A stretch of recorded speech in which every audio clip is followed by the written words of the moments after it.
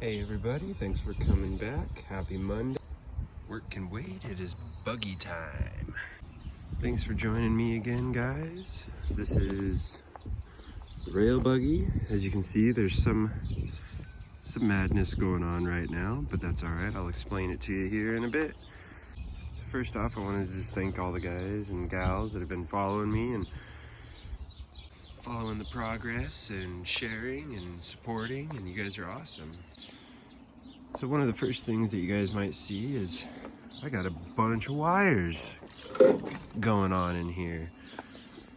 Basically what we've done so far, get this sucker open, is we have stripped everything. Freaking just about everything. That also includes the whole freaking dashboard. So yeah, as you can see, we've taken the wiring harness, the brain, the relays, the whole interior harness, and the speedometer and stuff. So yeah, the idea was we could take obviously all the fuse box, and what I wanted it to be able to do was make sure we could get the ports. And so, in theory, I want to have the reliability of that thing into here so I can check all the codes and do all that nonsense. Also, I got the engine all prettified. It's just kind of sitting in there right now. See, we don't have the adapter plate yet. I just kind of got it sitting on a board and a little pipe just to kind of get it mocked up and lined up so I could get the harness put in somewhat correctly and maybe attached to some things. Also, I made a belt. I took the belt that was originally on this motor that had, went everywhere. And what I did, and I found this on YouTube and I thought it was kind of a good idea.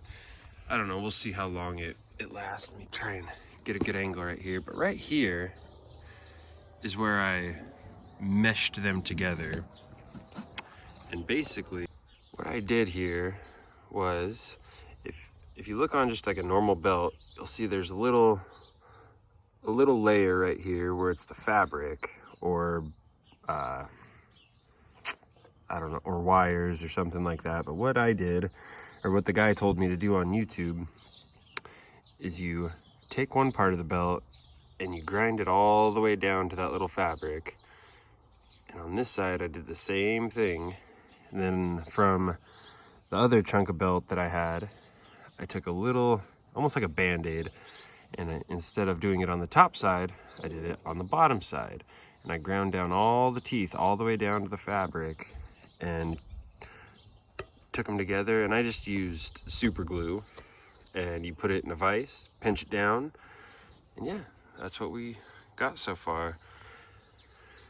I don't know, it's tight. There's some pressure on it, so I don't know, we'll see how it goes when it has to go over that a million times, but yeah, she looks all right. So yeah, the adapter plate should be here hopefully early next month, which is June. So it's about a 4 to 5 week wait, but I also got the clutch plate and the pressure plate ordered. I also got the new flex tubes for the brakes. And we got the new Volkswagen starter coming. All that, I think the clutch kit and the starter were about $140 on Amazon. Super easy to find. Also, got the tailpipe kind of put into where I need it to be. I had to get a couple of little spacers for that spring because if you watched the last video, you knew that it was welded, or this piece was welded down here, and the bolts wouldn't fit. So then once I unwelded it and put it up here, the springs weren't long enough to cinch it down tight enough.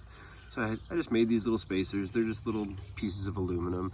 It's still kind of loose, but once I get another piece on here, I figure we'll just kind of wrap around the back and we'll be able to put some brackets on there, keep it where it needs to be. One of the things I'm really stoked about is the factory intake is pointing the correct way. I don't know why I was so excited about it, but yeah, I mean, that's right where it would really need to be. I mean, it has an air filter in there, so that's taken care of. So yeah, just right where it wants. So as for the brain, the only thing I'm really concerned, I kind of wanted it to be, you know, right here behind the seats or whatever. The only thing that I'm kind of concerned about is, because I'm not going to take the factory ignition out of the Celebrity, so I plan on kind of building a little center console right here, just having a little toggle switch. I'll have a kill switch for the battery, but I wanted to figure out if this has, I'm pretty sure the brain has a safety for the ignition to make sure the ignition's on. And so I'm trying to figure out if I need to, or where I need to wire something so that that will work. But obviously we gotta wait for the engine to be mounted correctly, because I can't start it yet because I don't want to mess up the teeth on the transmission. Also, there's so many, there's so many wires that are just out and about right now. All those, all these, and I know a lot of these ones, like that's for the radio, obviously. Don't really need that, but like all these little guys, and like I got pictures and everything, so I know where they went in the car, and I should be able to kind of trim it all up once it's done. But gosh dang, I love that fucking that console. I don't know why. And I made it so when we put in a windshield, the windshield will sit, you know, right up here. That'll be right up there. And then underneath, what I want to do is put a piece going across here like that. So that stupid thing's gonna get in the way, obviously. But then another piece that's gonna go across the top. We're gonna fill these in with the plastic that I have. Yeah, and it should be tucked away fairly nicely, because that's where the shifter goes. The shifter's gonna come all the way up here through this little hole. That's where the shifter is gonna be at, so maybe about yay tall. And then, yeah, so have a little kind of center console that comes up to here, straight down. I don't know if I want to make it wood or what I want to do with it quite yet, but it needs to be small enough to kind of fit in that gap, and then go up to here, maybe do plastic or some sheet metal, I don't know yet, but something thin enough so I can put my switches in it and a couple more gauges. Another piece to the puzzle is there's this one and this one, and these are both pressure switches for the brake line, or for the brake. So I would assume those are for making brake lights, basically. And the only problem is they're here, and they'll maybe go like right over there, but I need them to go way over there. So I don't know if I just need to run more wire or what, or just get a pressure switch for the actual master cylinder, because they have those. I didn't know that, but yeah, they have little things that'll either, you can, I figured I could just plug it right into there and then cap it off. Yeah, it's to go directly in line. It's if it senses extra pressure, lights will turn on. If there's no pressure, lights turn off. So yeah, I'm not sure yet. And one of my troubles right now is the steering box. So if you look, I hate the fact that it's at such a, it's hard to see, but it's at a terrible angle, like how this piece comes up so far and then this is relatively flatter. But I'm trying to figure out, maybe all you Buggy guys could answer me, but I wanted to adjust this, but it has this little tab right down there that doesn't let this turn anywhere. So maybe all you buggy guys could answer that question for me. And is it okay if I kind of re-angle this up a little bit more? Because I mean, it'll keep that a lot flatter, and then the tie-in right here will also be at a much better angle. Because I hate that it's such a ridiculous angle like that. I don't know why it's like that, but maybe it was just something from the car that it was taken out of. So yeah, in other news, I guess just while we wait for the adapter plate to come in, because that's all I'm really waiting for. Once that's here, I'll be able to put everything together and see if it runs correctly, see if it'll drive at all. Yeah, I mean, minus the whole brake thing. But then in the future, hopefully soon, I'll be able to get some lights mounted.